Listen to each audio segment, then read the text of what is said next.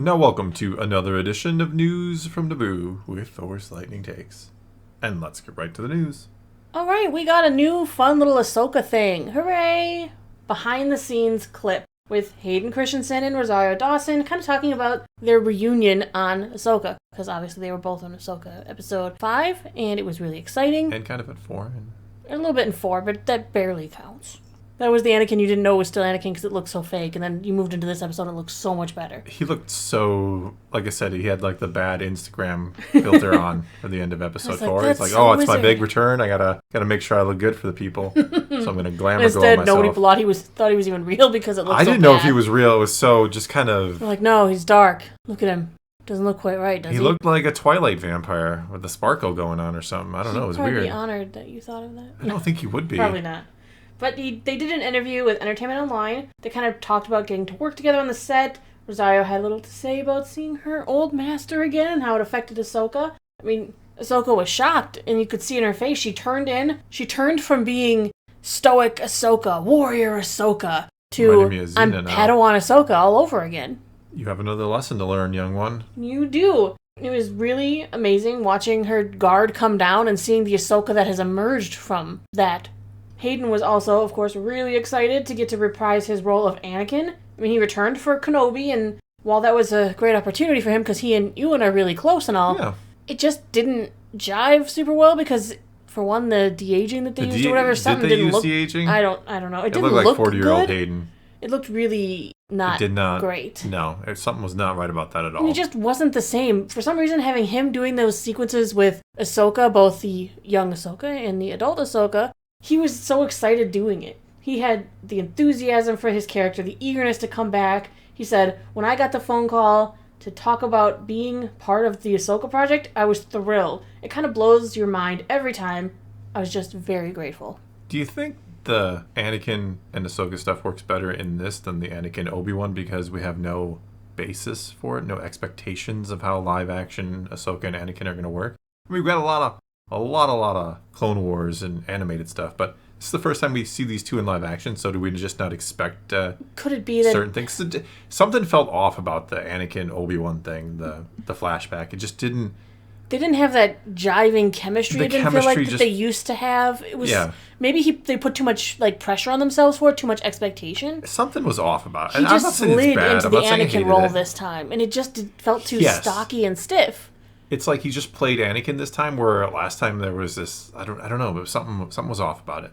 Not to mention the look was really not great. No, he looked like, as I said, he looked like 40-year-old Hayden Christensen. This time we have an image of Rosario doing a selfie with her and Anakin and Dave. And if you look at Anakin, obviously that's not CGI, that's not de-aged, this is just her taking pictures. Yeah, he looks good. He looks really good. Never underestimate a phenomenal makeup artist, which apparently they didn't have for Kenobi.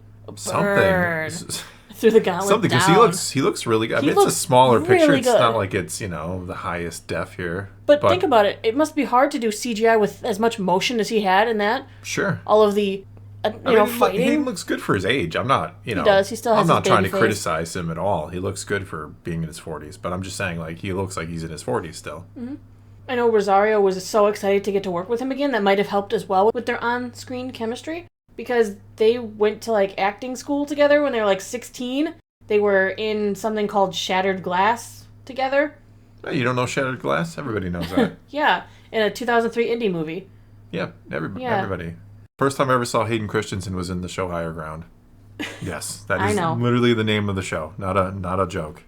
But It was about a bunch of drug addict kids at this camp in the mountains, and I watched it because Hayden was going to be Anakin, and I felt compelled to. You're weird. Yeah. And then Rosario says to the interviewer that to have that kind of history with him, it was really like seeing my old friend. And it felt that way on screen. It felt like two friends on screen. Yeah. So maybe the complicated relationship between Anakin and Obi-Wan that evolved throughout the movies was hard to recreate the original relationship for the two of them. Whereas this one, they've been friends forever. So they're just coming at each other from a friendship relationship, a little bit of a master Padawan, because when he got to act as more of a master, a lot of times he's acting with that younger actress, which probably makes it easier for him to be this is a teaching role because she is a child. Yeah. Well, it's weird because there's two different modes almost between Anakin and Obi-Wan in the prequel trilogy. You have the Episode 2 rebellious Anakin, and Obi-Wan's like, oh, jeez, I got to deal with this kid.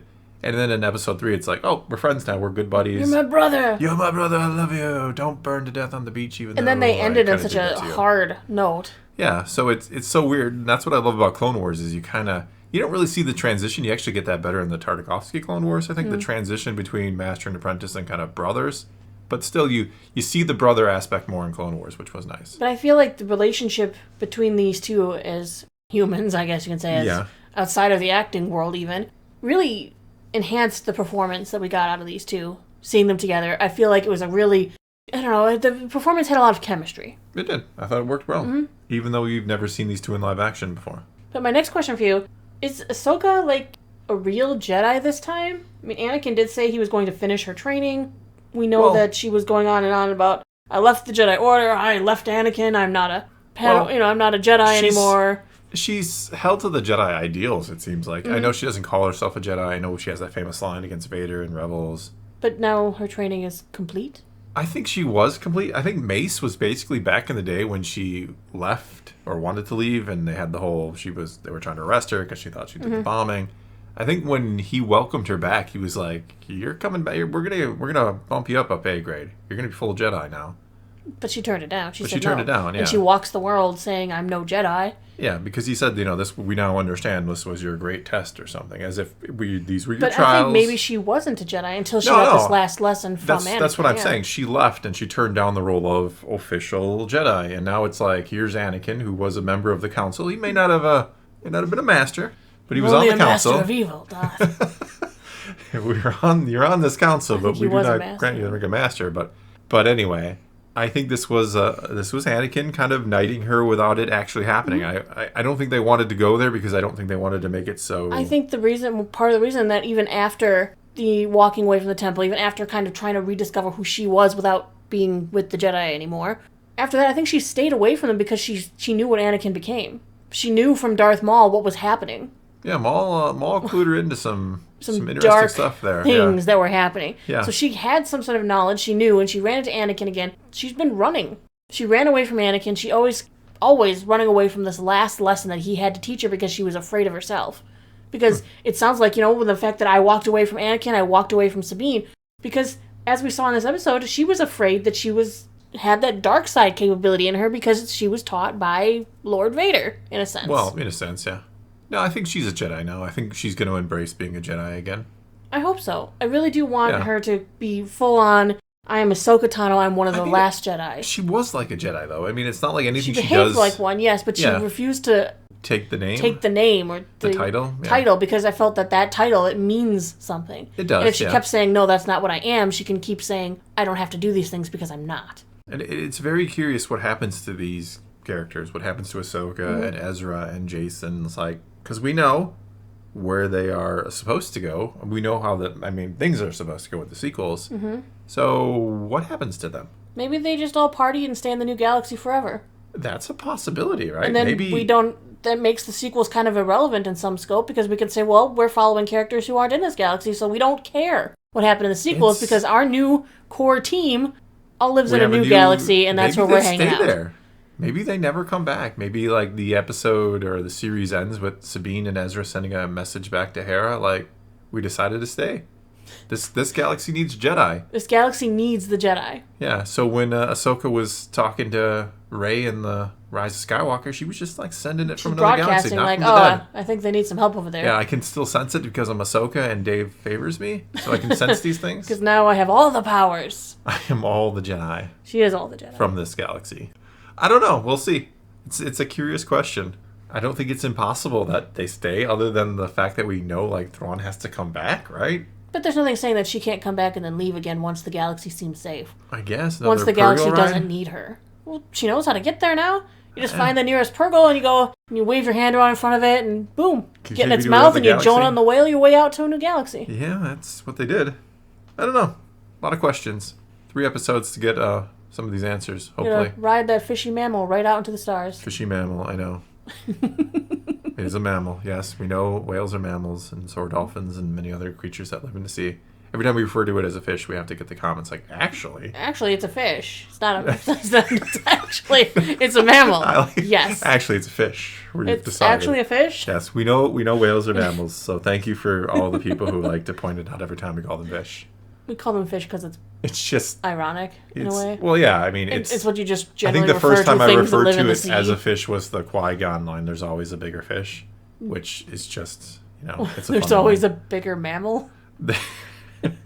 Besides, let's put it this way: we do not know if Pergol are mammals or fish. They're probably neither. They're space whales, which could be different. I don't know any mammals that can survive in space without a suit. Whales on this planet may be mammals, but space whales might just be fish. We refer to them as whales. They're not actually whales, right? Well, no, they actually called them whales too. Well, Jason is a kid. He doesn't know what he's talking about. He probably thinks they're fish and not. Well, where did he get the word from? The other galaxy. He had a premonition. Whales. We're going to the Earth. This is the Milky Way they're going to, where there are actually whales. I'm going to start a petition that Pergol are actually not mammals. They are fish. Maybe they are fish. They might be. We have no way of knowing. I don't think they're either or, honestly. They fly through space. Time to get on Twitter, message Dave Filoni. Excuse me, Dave. We're having a conversation. What is their classification? Is a Pergol a mammal or is it a fish? Or is it something else? Or is it something else? That's it. We're done. That's all we got for you this time.